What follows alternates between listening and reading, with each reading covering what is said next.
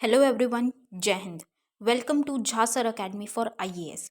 हम करने जा रहे हैं मेंस का प्रीवियस ईयर क्वेश्चन एनालिसिस और आज हम देखेंगे general studies paper 2 Indian polity section से एक क्वेश्चन। मैं उम्मीद करती हूँ गाइस आप लोगों ने इस क्वेश्चन को अटेम्प्ट किया होगा और एक बहुत अच्छा आंसर फ्रेम भी किया होगा।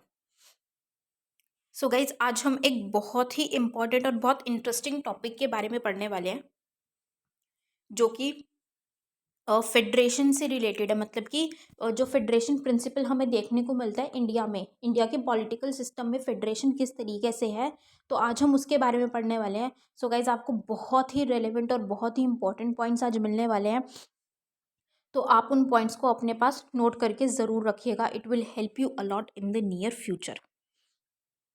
सो सेशन को शुरू करने से पहले गाइज जिन भी स्टूडेंट्स ने हमारा टेलीग्राम चैनल ज्वाइन नहीं किया है वो तुरंत डिस्क्रिप्शन बॉक्स में जाइए, वहाँ पे आपको लिंक प्रोवाइडेड होगा। उस लिंक के थ्रू आप हमारे चैनल को ज्वाइन कर सकते हैं और उसका बेनिफिट आपको ये होगा कि आपको हमारी सारी की सारी पीडीएफ्स का एक्सेस मिल जाएगा जो आप लोगों के लिए अपलोड कर दी जाती है हमारे टेलीग्राम चैनल पे ही free of cost. For example current affairs की पीडीएफ्स है या फिर ये जो हम मेंस का प्रीवियस ईयर क्वेश्चन एनालिसिस करते हैं इसकी पीडीएफ्स है। और उसी के साथ साथ जो वीडियो लेक्चर्स आप लोगों के लिए अपलोड किए जाते हैं उसका भी डायरेक्ट लिंक आपको वहाँ पे प्रोवाइड कर दिया जाता है। और गाइज अगर आप सीरियसली अपने एग्जामिनेशंस की प्रिपरेशन कर रहे हैं तो मैं कहूँगी आपको करंट अफेयर्स के लिए बिल्कुल परेशान होने की ज़रूरत नहीं है। आपको अपना टाइम, मनी, एनर्जी, एफर्ट्स कुछ लगाने की ज़रूरत नहीं है। All you need to do is आपको सिर्फ रेगुलरली झासर अकेडमी को फॉलो करना है। झासर अकेडमी पे आपके लिए रेगुलर बेसिस पे वीडियो लेक्चर्स अपलोड किए जाते हैं करंट अफेयर्स के। आपको सिर्फ कंसिस्टेंटली उनको फॉलो करना है, that is more than enough. क्योंकि हमारे करंट अफेयर्स से बाहर का आपके एग्जाम में कुछ भी पूछा नहीं जाएगा। और गाइज हमारा एक जीएस का भी pre plus mains batch run कर रहा है, आप उस बैच को ज़रूर ज्वाइन कीजिए। उस बैच में आपको बिल्कुल जीएस 1, 2, 3, 4 की बिल्कुल ज़ीरो से तैयारी करवाई जा रही है। जहाँ सर आपको खुद मेंटोर कर रहे हैं उस बैच में, और अगर आप बैच की डिटेल्स को प्रॉपर तरीके से फॉलो करेंगे या जहाँ सर के द्वारा दी गई गाइडलाइंस को फॉलो करेंगे तो आपका एग्ज़ाम निकलने से कोई नहीं रोक सकता। गाइज आपका सिलेक्शन पक्का है, तो ज़रूर ज्वाइन कीजिएगा उस बैच को। और हमारा मेंस का भी आंसर राइटिंग बैच रन कर रहा है, आप उस बैच को भी ज़रूर ज्वाइन कीजिए। इस बैच में आपको 500 प्लस क्वेश्चंस की प्रैक्टिस कराई जा रही है। हमारी एक्सपर्ट फैकल्टी हैं, वो आपकी आंसर कॉपीज़ को चेक करते हैं, आपको मिस्टेक्स बताते हैं और इम्प्रूव करने में हेल्प करते हैं। और उसी के साथ साथ आपको हर एक क्वेश्चन के रिगार्डिंग एक सैम्पल आंसर भी दिया जाता है और एक वीडियो सोल्यूशन भी प्रोवाइड किया जाता है with proper understanding. So guys अगर आप सीरियसली सिविल सर्विसेज की प्रिपरेशन कर रहे हैं तो आप इन बैचेस को ज़रूर ज्वाइन कीजिएगा। ज्वाइन करने के लिए आप नीचे दिए गए नंबर 9713282838 पे व्हाट्सएप के थ्रू आप कोर्सेज़ की डिटेल्स ले सकते हैं और कोर्सेज़ को ज्वाइन कर सकते हैं। तो चलिए गाइज अपना आज का सेशन स्टार्ट करते हैं। हमारा क्वेश्चन है, how far do you think cooperation, competition and confrontation have shaped the nature of federation in India? Cite some recent examples to validate your answer. आपको क्या लगता है कि सहयोग, प्रतिस्पर्धा और टकराव ने भारत में संघ की प्रकृति को किस हद तक आकार दिया है? अपने उत्तर को अपने उत्तर की पुष्टि के लिए कुछ हालिया उदाहरण दें। ये क्वेश्चन गाइज जैसे मैंने बताया GS2 इंडियन पॉलिटी सेक्शन से लिया गया है और ये क्वेश्चन यूपीएससी ने 2020 में पूछा था। तो जब हम इस क्वेश्चन की बात करते हैं गाइस तो इस क्वेश्चन में हमें ये बोला गया है कि जो हमारा इंडिया का फेडरल स्ट्रक्चर हमें देखने को मिलता है, तो उस फेडरल स्ट्रक्चर या जो फेडरेशन का नेचर है वो किस तरीके से बना है, किसके साथ? कॉपरेशन के साथ। मतलब कि जैसे जो वेरियस हमें जैसे सेंटर है, स्टेट है या लोकल बॉडीज़ हमें देखने को मिलती हैं, उनके कॉपरेशन से वो किस तरीके से बना है। ठीक है।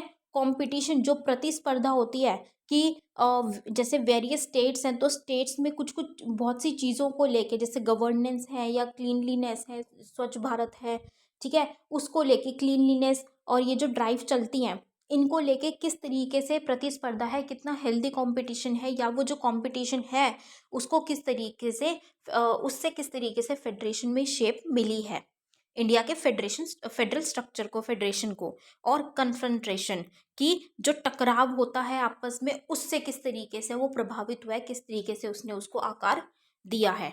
इसको हमें क्या करना है, एक्सप्लेन करना है किस तरीके से, कुछ एग्जाम्पल्स बताते हुए जो कि हमें देखने को मिले हैं हाल फिलहाल में। तो उन एग्जाम्पल्स को बताते हुए, उदाहरण देते हुए हमें इस चीज़ को एक्सप्लेन करना है कि इनके थ्रू किस तरीके से फेडरेशन हमें देखने को मिलती है इंडिया में, या किस तरीके से उसने आकार लिया है अब। राइट, तो चलिए गाइज अपना आंसर स्टार्ट करते हैं। The constitution of India envisages India as a union of states where the center and the state would cooperate with one another in developmental atrocities and strengthen the union. अब जो हमारा constitution है वो क्या बताता है, आर्टिकल 1 में हमें क्या देखने को मिलता है, आर्टिकल 1 में ये वहाँ पे कहीं भी फेडरेशन वर्ड यूज नहीं है। जैसे हमें क्वेश्चन में बोले नेचर ऑफ फेडरेशन, हमारे कॉन्स्टिट्यूशन में फेडरेशन वर्ड यूज्ड नहीं है। वहाँ पे क्या दिया हुआ है कि भारत क्या है, राज्यों का संघ है, मतलब India is a union of states.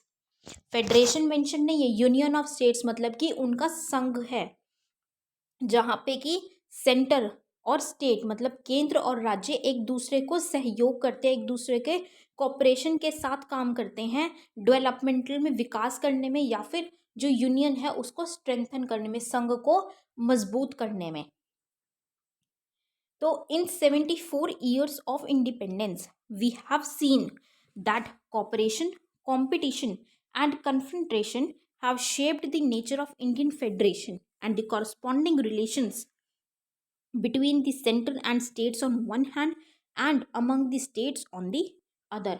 कि अब हमें आज़ादी के इतने सालों बाद या इतने सालों में हमने इस चीज़ को बखूबी देखा है कि सहयोग, कंपटीशन प्रतिस्पर्धा, और कन्फ्रंट्रेशन टकराव, इसने हमारी फेडरेशन को बहुत तरीके से आकार दिया है, वो हमें देखने को मिलता है।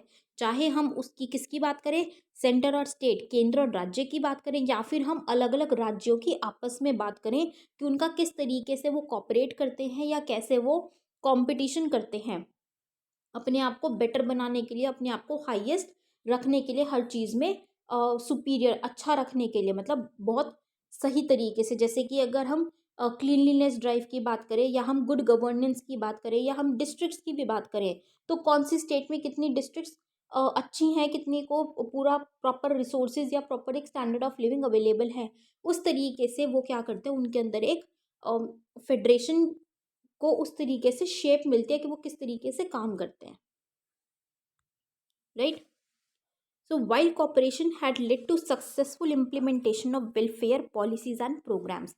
अब कॉपरेशन क्या है, सहयोग, मतलब कि वो मिलके आपस में मिलके काम कर रहे हैं, एक दूसरे को सपोर्ट करते हुए काम कर रहे हैं। अब उससे क्या हुआ है, अगर हम आपस में मिलके काम करते हैं तो उससे जो पॉलिसीज, जो नीतियाँ लाई जाती हैं या जो प्रोग्राम्स लाए जाते हैं वेलफेयर के लिए, लोगों के अच्छे के लिए, लोगों की भलाई के लिए, तो उनका प्रॉपर तरीके से इम्प्लीमेंटेशन हमें देखने को मिलता है।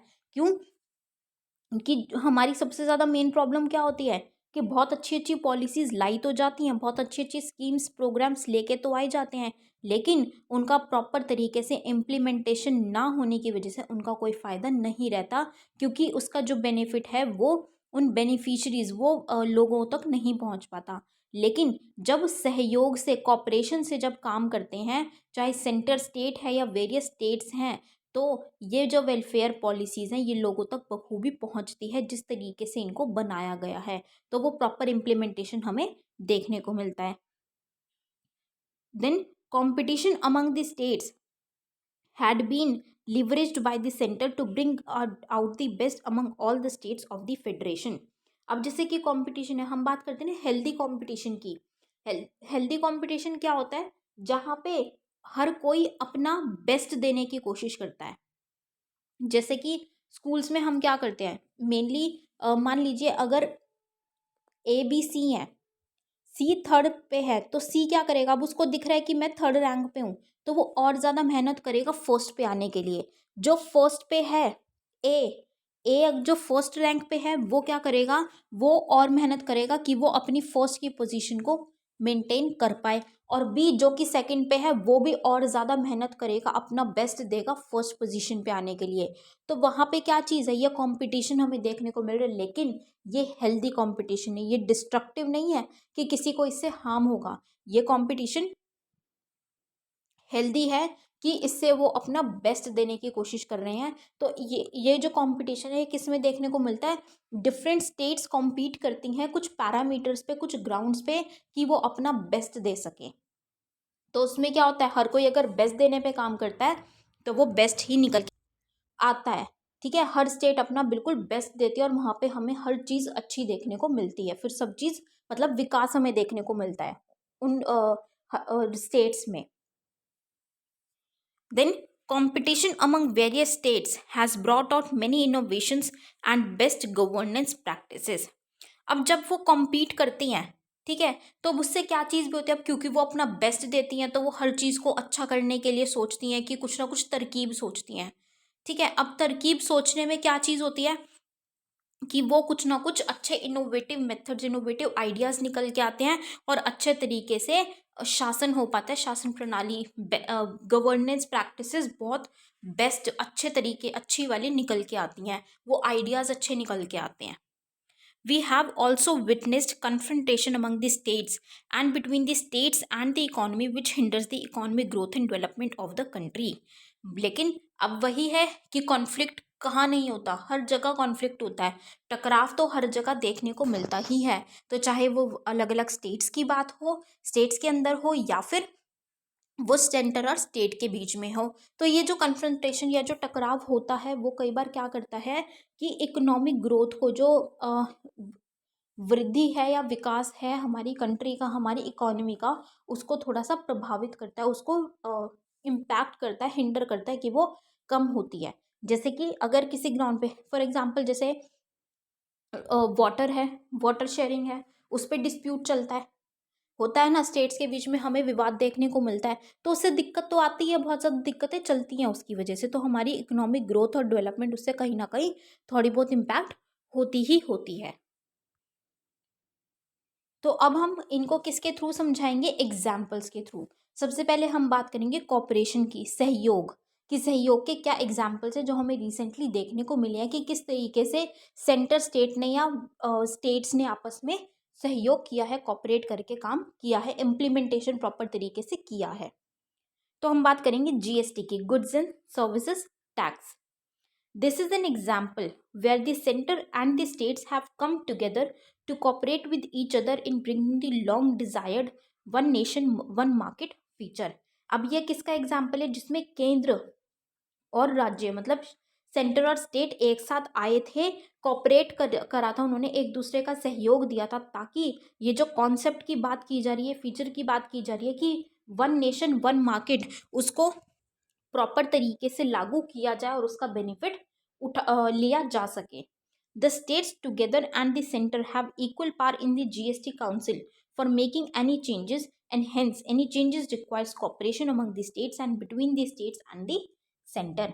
अब जो जीएसटी काउंसिल बनाई गई है अब इसके लिए, तो उसमें इक्वल से है सेंटर का भी और स्टेट का भी, ठीक है, उनको इक्वल पावर दी गई है और वो आपस में कॉपरेट करते हैं। वो कॉपरेशन, अब वो जो क्या है ना कि अगर उनको कुछ बातचीत करनी है, कुछ कंसेंसस है, बात करनी है या कुछ चेंजेस लेके आनी है, तो उनको इसमें क्या चाहिए, सहयोग की ही आवश्यकता है। उन्होंने सहयोग से ही काम किया है, चाहे वो वेरियस स्टेट्स के बीच में हो, चाहे वो सहयोग सेंटर और स्टेट्स के बीच में हो।